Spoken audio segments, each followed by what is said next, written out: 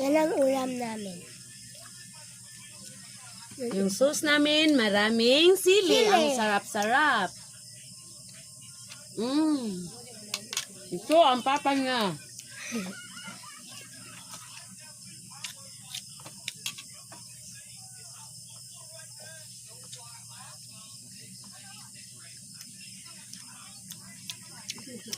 Ako naman, ang mama niya.